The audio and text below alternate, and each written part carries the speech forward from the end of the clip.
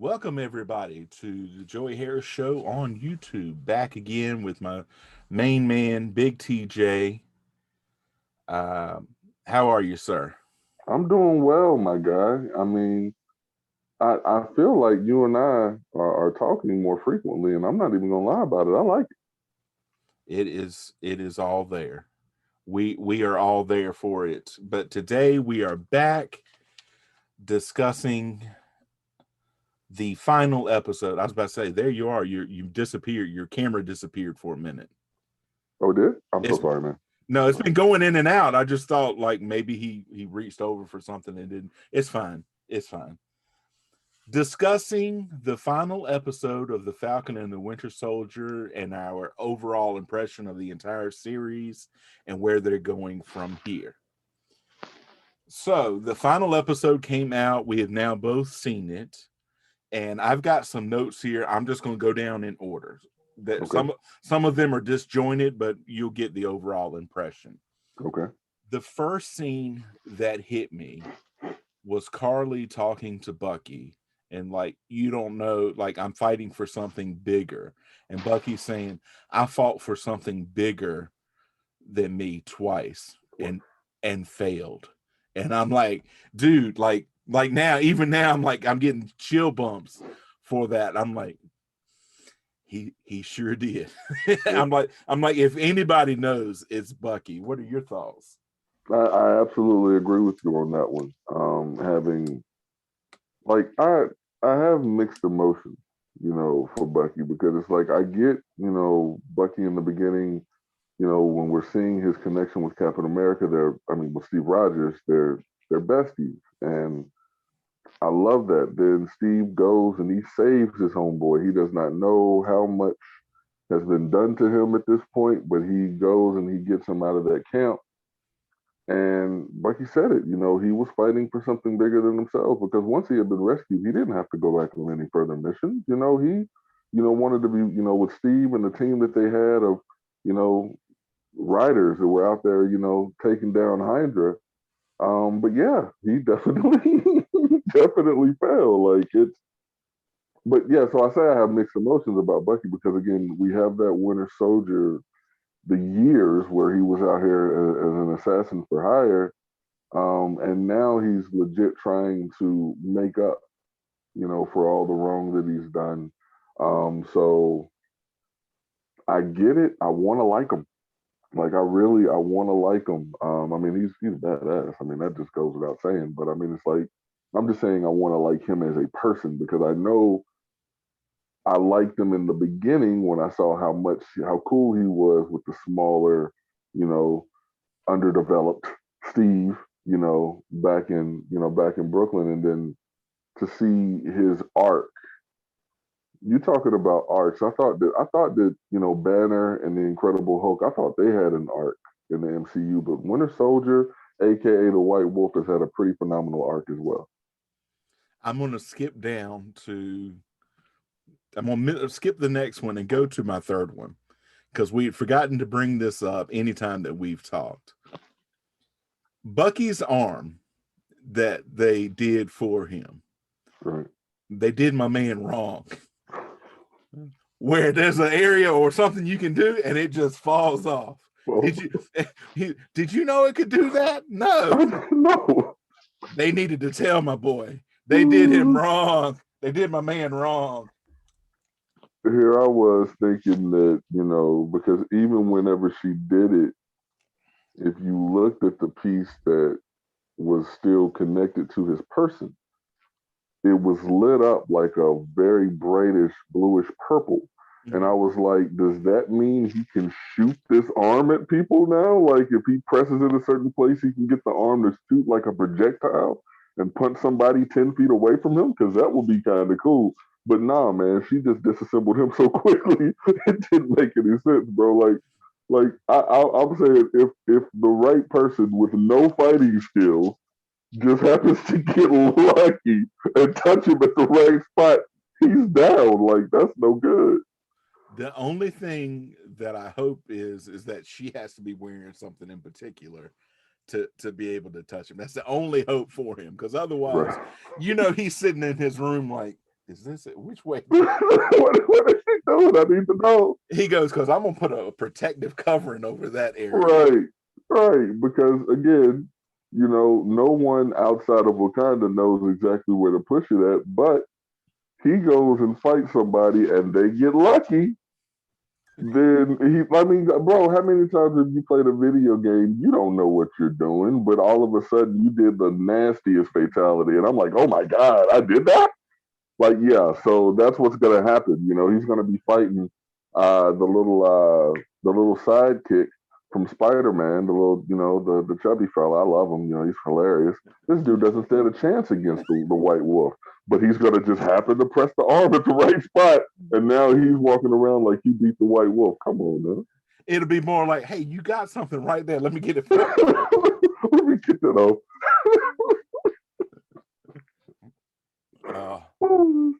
All right, let me go back up to my second point. Carly. Yeah. I was very sympathetic to Carly for most of this series up until this last episode. She started to kind of lose me. I'm like, I get it. I totally get it. And Sam's speech to the what was the GRN? Yeah, I know who you're talking about. Yeah, to the big group. To the big group, yeah. Kind of redeemed her to me, but she was not very redeemable in this last episode. In fact, that is like 2 or 3 of my points. Before it all starts going down, her people are starting to have second thoughts. Yeah. Like she's like one people and they did not want to say one word. No, they definitely did not want to echo that to her. Because at this point in time, she's saying, even if we die, it's bigger than us. And while that's true, people still have to understand that we as individuals only have one life to live. So it's awesome that we're able to do this to help people beyond us, but we would like to be alive. Ultimately, people want to live. I don't want to die if I don't have to. So that she started to lose, her audience. And I mean, if you look at her situation, I mean, 2 of the crew that she had with her have been put down. At this point, the one dude who had sacrificed himself to keep the power brokers people from being able to get them, before they took off in the airplane, and then the other one that was taken down by the gentleman who was going to be known as U.S. agent. So it's like, to see those 2 people fall, and you know what you're fighting for. She knows what she's fighting for. Sam knew what she was fighting for. Sam explained it, but she got lost in the sauce. And I mean, it stinks that it went there, but she had a great message in the beginning. She just got lost. So let's go back to it. Fantastic entrance by Sam in this episode. Yeah. And when he lands, you see that outfit, Sam's Captain America outfit. That's a badass outfit. It's awesome outfit. I was wondering about what is it, Red Wing? Red Wing. I'm like, if he got the shield back there, where's my boy Red Wing at? But he's still there. So yeah. He's still there. More than one. More than one. Oh yeah, more than one. Yeah. Shuri hooked him up. Absolutely. But I noticed this, and I have it sometimes on and I forget it. I have the closed captioning on because I hear something and I don't always catch it, but I hear it. But then I forget that I have it on. Right after that, when he goes out again and is around the helicopters, from that point on, the closed captioning identifies him as Captain America. I don't know if it fully did it because I was not paying attention at the front, but I did notice that when he's doing the thing with the helicopter, he's identified at that point from that point on as Captain America. That's what's up. I mean, obviously, we saw the big reveal at the end with Captain America and the Winter Soldier. I thought that was cool. I am also a person who has closed captioning on only because sometimes accents come in. You don't know when someone with an accent is coming in.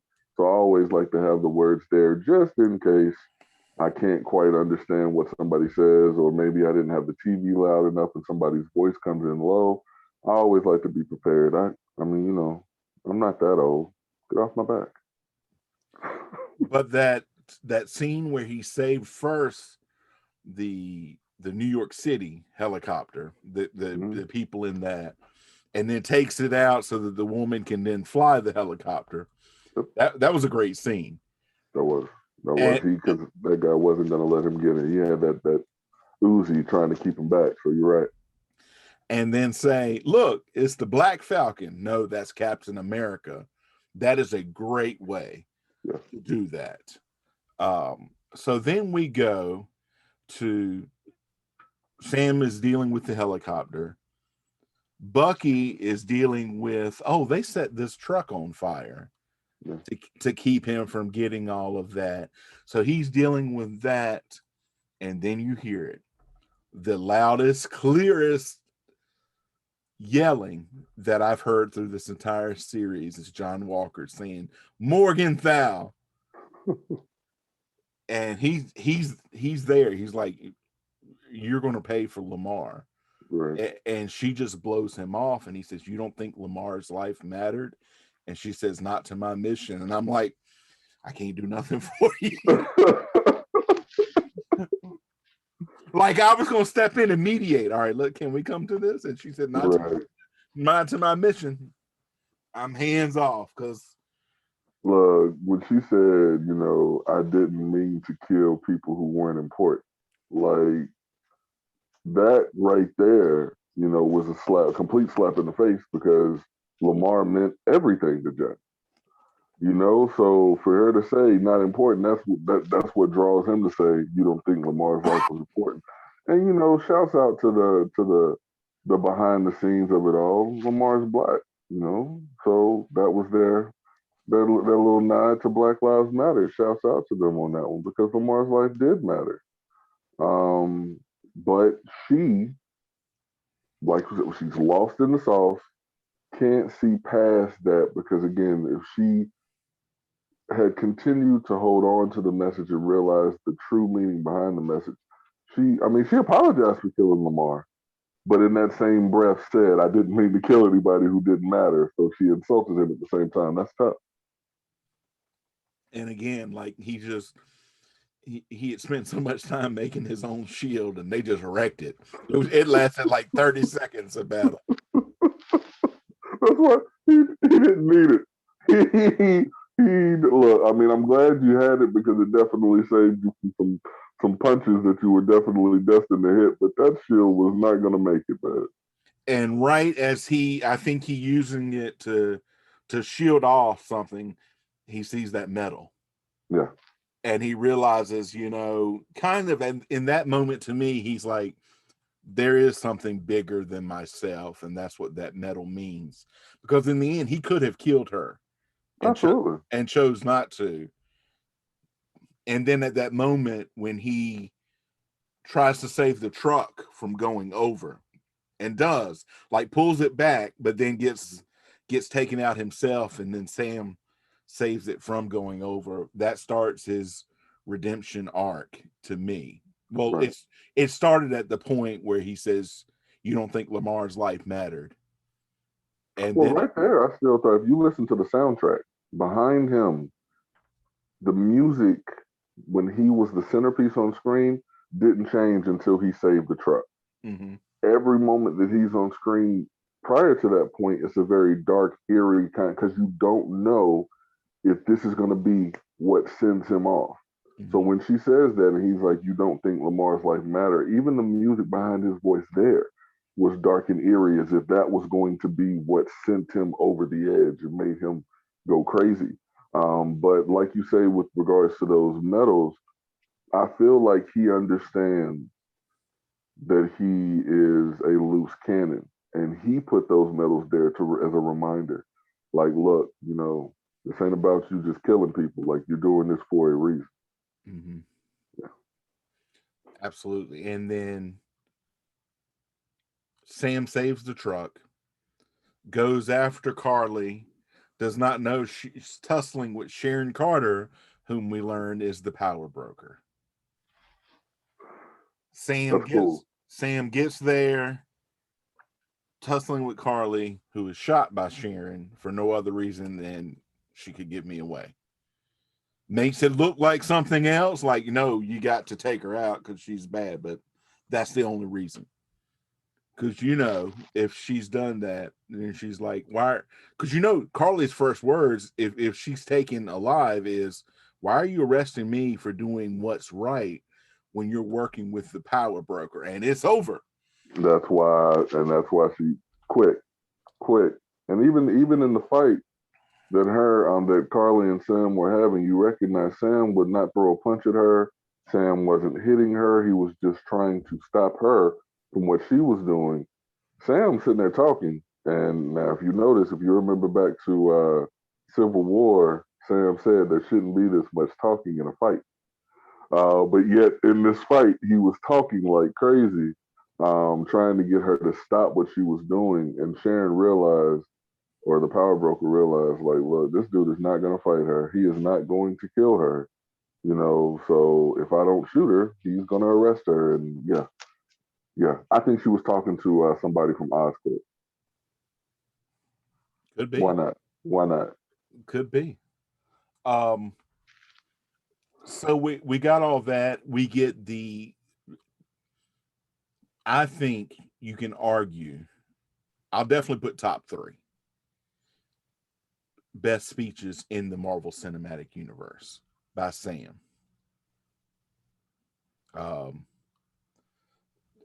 there's to me, there's Iron Man's speech to Loki, like on the first Avengers, where he talks about, if we can't save this planet, we'll damn sure avenge it. That does that. The whole final battle with Thanos, there's some great moments in there with that. But this I would put Sam's speech definitely on top of there. I think Anthony Mackie should win the Emmy for best actor with that. But it's a Disney Plus show. It's a streaming show. It's a superhero show. Right. And well, I'm gonna be honest, it does not get the love because it's a streaming show that's not Netflix. They give a lot of love to Netflix based on what they had done with House of Cards, what they have done with Orange is the New Black, so on and so forth. But Disney Plus, a Marvel show, a Marvel TV show, but I absolutely think, absolutely, and the hashtags were going crazy yesterday. Sam Wilson is Captain America. Awesome. And he addresses, I'm a man wearing this suit, and people automatically hate me because of that, for no other reason than that. But I'm not a super soldier. I don't have the magic powers. I just have the belief that we can do better. Right.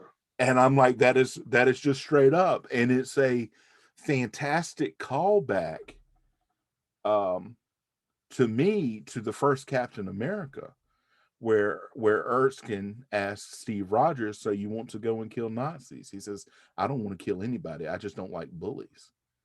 You have to say, we have to stand up and do better. I feel that. It was a very, very powerful message because to me, it transcended the show. It's more than just the show because that message can be taken and applied to stuff that's going on present day in the real world. It's funny. I'm sitting there watching that show yesterday with my niece and my nephews. My sister, who has never watched the show, paid attention during that monologue that he was giving, and I just kept hearing her, in the background with these points that he's making, and I'm just like, yeah, he's dropping some bombs. These are things that people need to hear because this is something that we have going on today. We have people that are making decisions for marginalized people that don't know exactly what's going on for those people.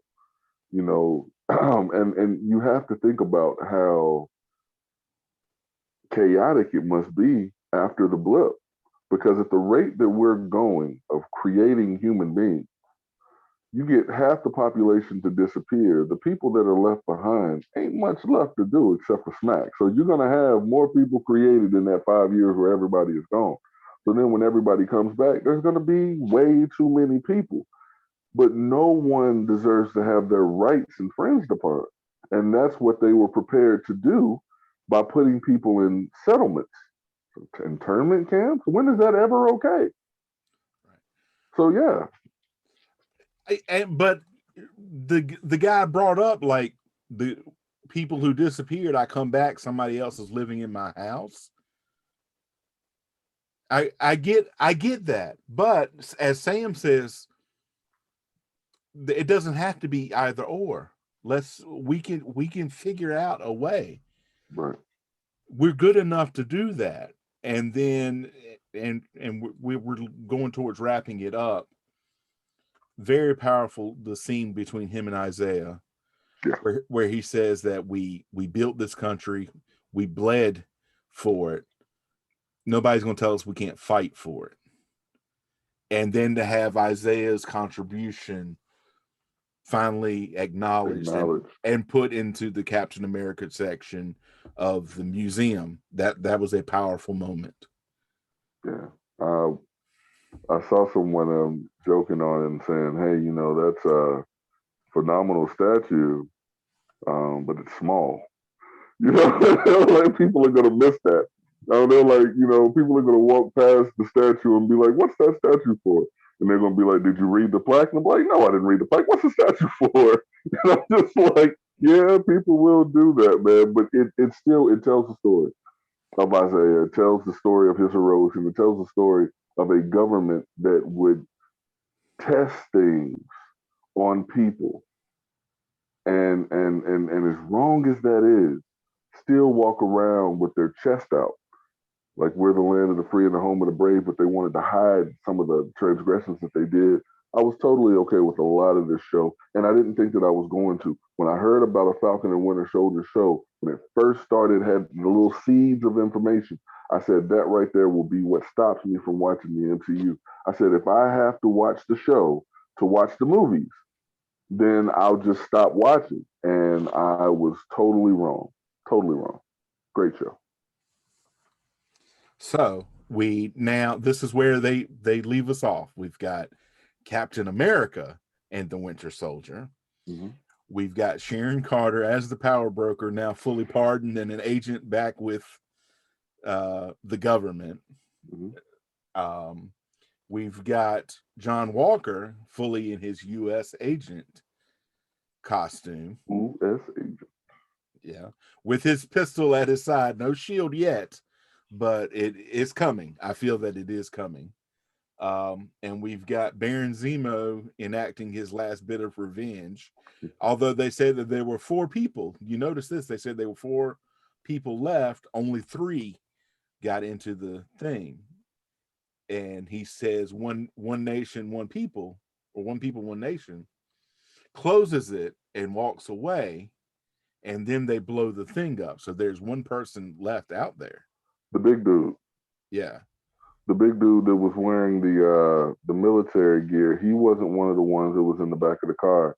He was the one that put the little clamps on the back of the trucks to keep them locked. Right. He wasn't one of the ones that got blown up. So I don't know if they're just going to kill that thread or let him still be out there. But he wasn't on the. Yeah. I don't think they kill anything. And so we've got Zemo still the only person in the raft. This sets up, for me, this is where I think they're going 3 different places with you. And then I want to get your idea for my idea for Captain America 4 and Captain America 5. Okay. I think this sets up the Thunderbolts, which is Zemo's team. That starts out as we're actually master villains, masquerading as superheroes so that we can take over. But then they realize that they like being superheroes. I think it sets that up. I think we're setting up for Secret Invasion. Yeah. With the power broker inside the government. And this is it. All right, I got to tell you quickly because I got to go to my next appointment. I think the Ancient One comes to Bruce Banner and says, this is after all the Spider-Man stuff. This is after Doctor Strange. Mhm. The multiverses are coming together, and the Ancient One comes to Bruce Banner and says, I thought I told you all of these stones have to go back to the exact moment. And he tells her, oh, Steve Rogers did that and all of that. And the Ancient One says, it's starting to unravel. Something must have happened. And he goes, well, after he finished, he lived out the rest of his, days with the woman that he loves and comes back. And they're like, well, there's something wrong. So you have to back up a truck full of money to Chris Evans's house, because even though he's not going to be the major focal point of it, we got to have him in on that. Yeah, Something has happened, and they have to send somebody back. But because you don't want to have all these people running into each other, it can't be somebody who has already gone back. That's when you gotcha. bring in Sam and Bucky. They haven't gone back, so they send them back trying to find out thing. And there's a big adventure. Whomever is trying to stop Steve from doing all that, they have to stop them. They have to figure out who it is. All right. I got you. So that's called Captain America. Um, there comes a time, because it's the old play off a quote. There comes a time when every man has to step up for his. First it was party, but then they make it for his country. So they go all that. They do Okay, that, but then they realize that it's still messing up. There's something else that everybody missed, and they have to send somebody else back while they're doing it. I think that's where they send John Walker back, because they realize that there's a point that they have all missed to get out of it in Avengers Endgame. Steve Walker, I mean, um, Rogers. Yeah, Steve Rogers from the future told the 2012 Steve Rogers that Bucky is alive. So that's my dream scenario. I know they're not going to do it, but that's my dream scenario. Final thoughts. Final thoughts on the Falcon and the Winter Soldier, aka Captain America and Winter Soldier. I give Marvel and Disney a thumbs up. They were finally able to attack some of the issues that we deal with in our real life. Because again, I've said this before, they've made it seem that the only bad guys are from the big three, and there's more to life than just that. And I think they really started to address that in this series. Um, so right now, as far as I'm concerned, they're batting 1,000. WandaVision and Falcon and Winter Soldier both knocked it out of the park. I already know that What If is going to be the tits. Like I already know that's going to be great. And Loki, I like Mendelsohn, as an actor. So yeah, I'm ready for Loki now. I think that's just going to be a fun series. I think they're just going to have fun with it. I don't think it's going to be a lot of heaviness, but I think it's just going to be him having fun trying to repair all the stuff that he has done. And then What If is just going to that's going to be the series. And then I'm ready for Black Widow. I'm ready for Shang-Chi and the Saw that trailer as well. that's something else. I'm ready for an Eternals trailer and ready for a Spider-Man trailer.